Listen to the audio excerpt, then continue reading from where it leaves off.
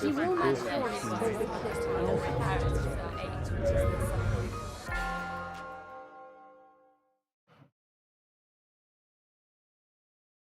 afternoon, everybody. So I wonder how many people here have seen the Oppenheimer film. Raise your hand if you have. Okay, I think it looks like most people have seen the film. So, of course, you'll know that although it's telling the story in a sense of the Manhattan Project, the way they've done the film is to make it about an individual. And, of course, the Manhattan Project, the very essence of it, we heard about all the thousands of people who were involved, many, many scientists as well as many construction workers. But lots of minds were involved in it. But they did the film through the lens of one single individual. And I think they did that for a good reason, because it's much easier to relate to a single individual. And Oppenheimer's life was extremely fascinating. And also we saw his life and his project with the Manhattan Project refracted through the lens of not only what he did then, but what happened later. And they kept on having these wonderful flash forwards to his time against the Un-American Committee, his links with communism, and the testimonies that he was having to do later, and then going backwards and forwards, and that was so clever. Now, Oxford had a link with the Manhattan Project. It's somewhat tenuous in some ways, but we had a really important role here in Oxford with the Second World War, and I want to tell that story, again, refracted through one individual, not Oppenheimer, but this man, the man with the bowler hat. His name was Frederick Linderman. And in telling his story and this connection with this remote and speculative project, I'm indebted particularly to the biography of Linderman by Adrian Fort and other books as well. I'm a physicist, not a historian, so I'm afraid you'll get something less professional than my predecessor speaker. So who was Linderman? He was born in 1886 in Baden-Baden, which made him technically German. His father was German.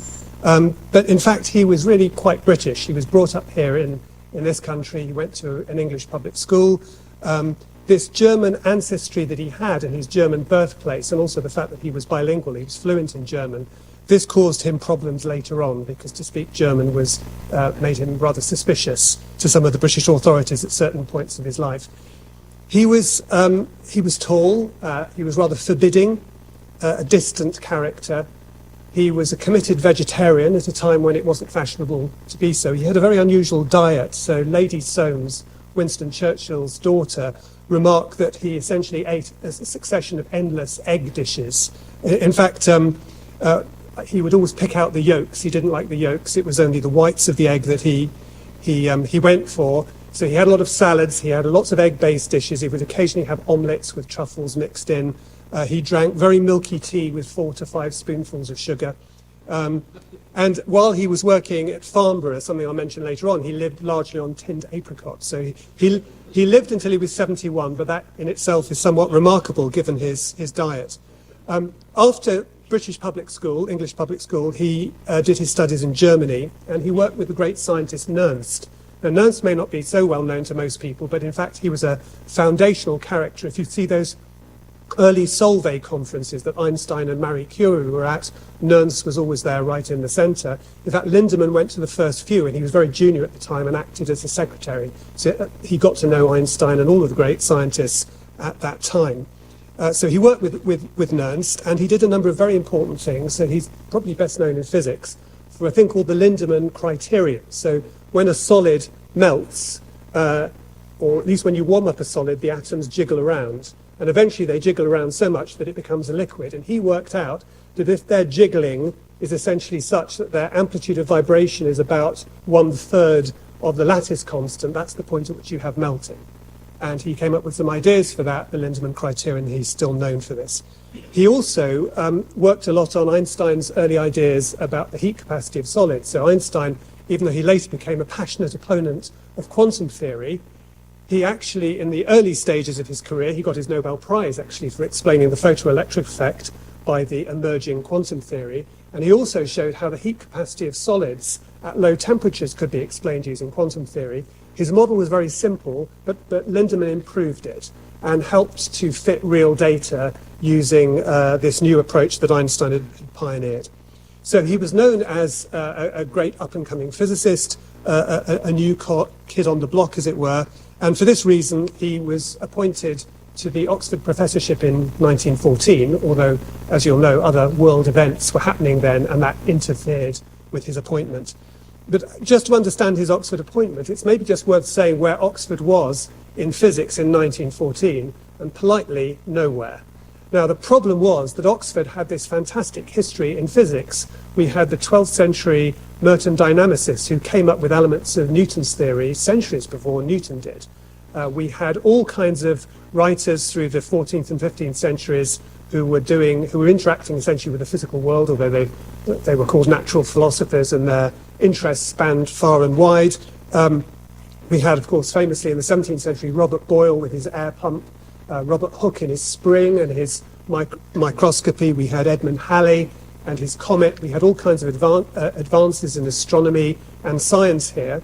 And in the mid-19th century, as science was increasing, it was decided to have this new invention in the University of Oxford called departments. They didn't exist really before then. And there were laboratories in colleges, but they decided to build a department of physics. And their first professor was going to be Helmholtz, the world-renowned physicist, but that fell through. And this is where they made their big mistake. They appointed a man called Robert Clifton, who occupied the chair for 50 years and was completely hopeless. So he published essentially nothing in 50 years. He kept a laboratory all clean, useful for teaching, but essentially for no research. The one significant piece of research that was done here was C.V. Boy's measurement of the gravitational constant, and that only happened because C.V. Boys couldn't do this in London because the underground trains ran underneath his laboratory, so he moved it here. So essentially, while Cambridge was in the ascendant, Oxford was not, and because of Clifton. So it was absolutely crucial that when Clifton finally retired, they appointed somebody better, and boy, did they appoint somebody better.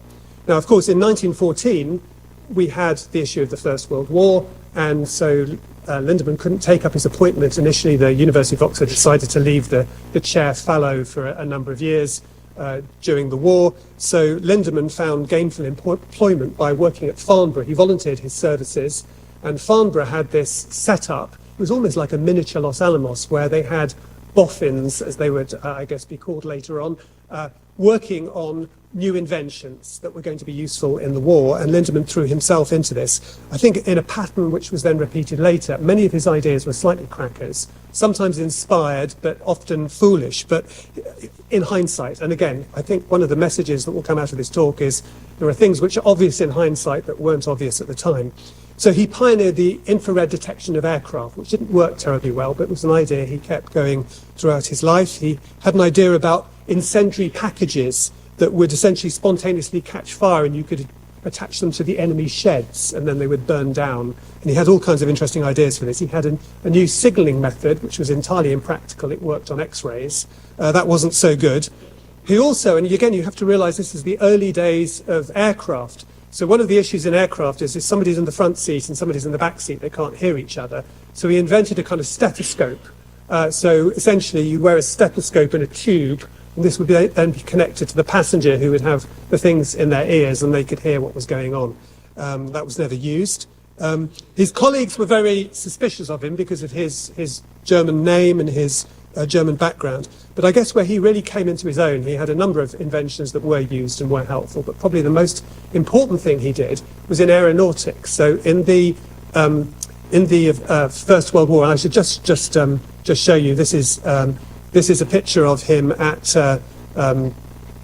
actually this is after the First World War. I think this picture is taken in the 1920s, but this is Linderman, who you can see sort of fifth from the left at the back with the moustache, and in the front is Churchill. So this is his growing friendship with Churchill.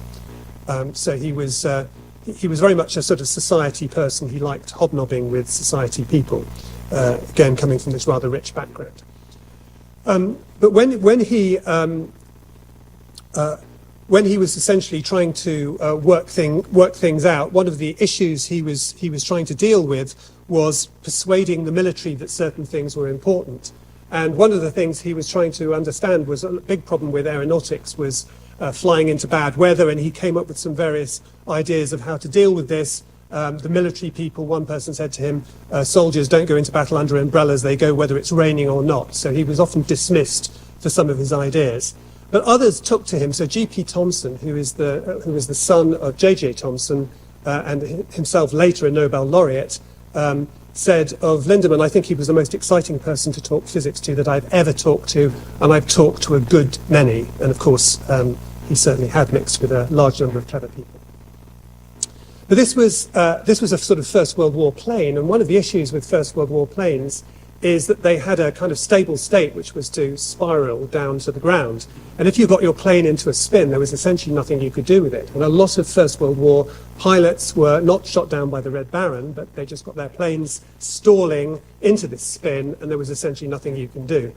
And Linderman and others started thinking about this, and Linderman worked out the aeronautics. He often complained that the airmen of this time essentially flew by instinct and using sort of rules of thumb, and they didn't understand any aeronautics, and Linderman did. So he thought about what the problem was and realized that if your plane got into a spin, you actually had to go faster. You had to sort of put your nose down, pick up speed, and then you could get out of it. And he worked out the equations for this, and then decided he had to put this to the test, so he persuaded them to, essentially a whole number of them, but including Linderman, went up to an RAF flying school, were taught how to fly. Linderman then took the planes up, put it into a spin, and took it out. Now, there is a theorist who really believes in their equations. I mean, the other thing that's important to realize about this is Linderman had an issue with his eyes. He was quite short-sighted in one eye and long-sighted in the other. Which meant later in life he would sort of read with the short-sighted eye and then look in the distance with the long-sighted eye.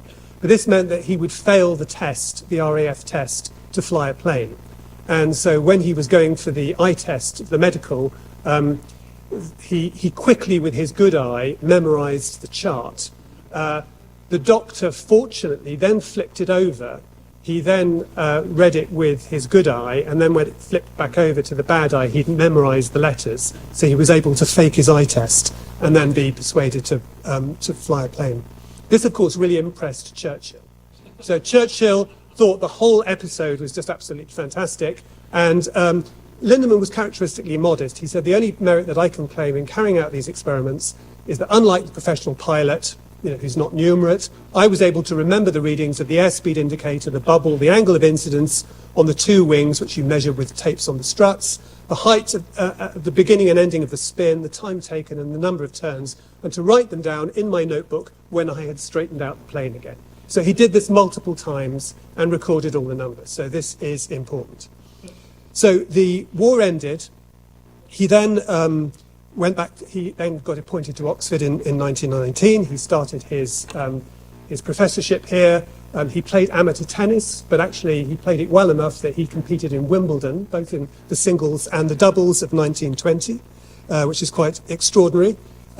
He was a terrible lecturer, and because he was the main lecturer in physics, one wag wrote that to be an Oxford lecturer in physics requires 3 qualifications. This is again all about Linderman. That he should speak in such a low voice that only the front row could hear him, that he should write on the blackboard in such small letters that only the front row could read them, and that he should rub them out so quickly that not even the front row could get them down. So he was terrible. But he was also having to face in Oxford a big anti-science prejudice. It had been said that Oxford is for manners and marmalade, whereas Cambridge is for sausages and sums. So he was in the place for manners and marmalade. He met the wife of one head of house here who said, well, my husband's got a first in greats, and I think he could get up science in 2 weeks. To which Linderman replied, it seems like he's never had 2 weeks. But Linderman started appointing good people. He appointed a chap called Dobson, who's very famous in atmospheric physics, and actually together Dobson and Linderman did important work on the atmosphere and the variation of ozone layers. In 1919, just after being appointed, together with Frederick Aston, he did some experiments bombarding electrons into uranium. And this was published in the Philosophical magazine in 1919. So this is, almost 20 years before the work done by Hahn and Meitner. Of course, it was bombarding them with electrons. This work, although it was published in Philosophical magazine, around the time of the Second World War, it was briefly considered whether that volume of Philosophical magazine should be censored because of Linderman's early work. They decided in the end not to because it would draw attention to it. But it just shows you how far ahead he was. He also designed a new electrometer, which it turned out needed to be kept dry, and he and his assistant found that the best way of drying it was using toast.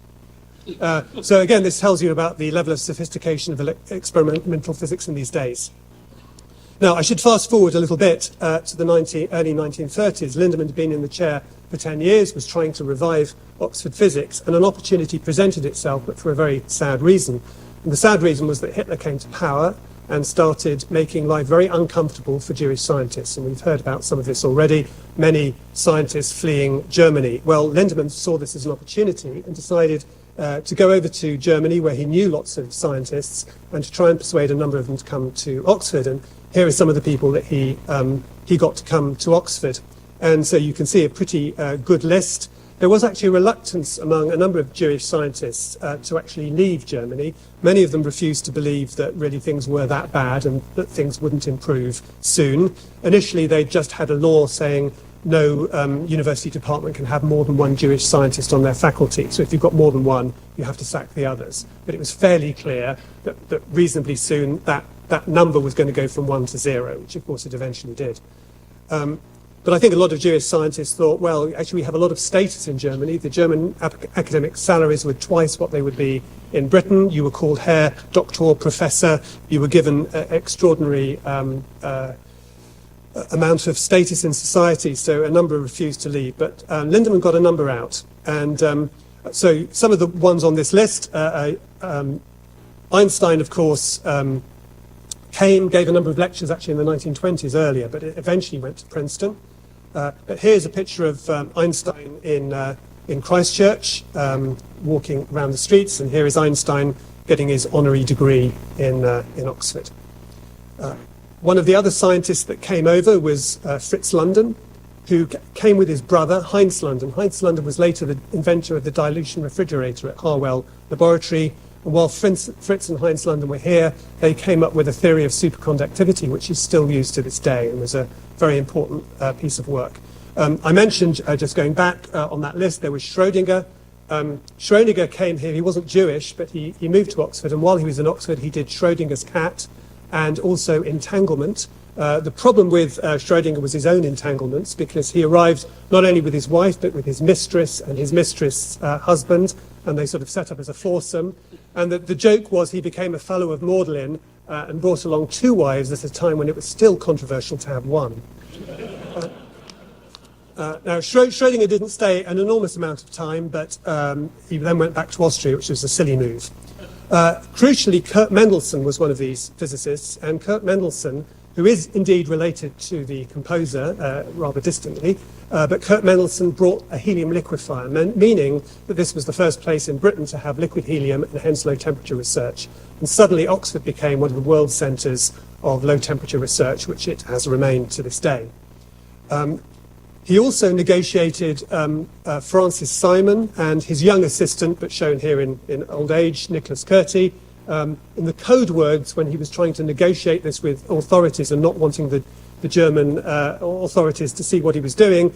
They were referred to as the high-pressure compressor and the low-pressure compressor that he managed to get over here to Oxford.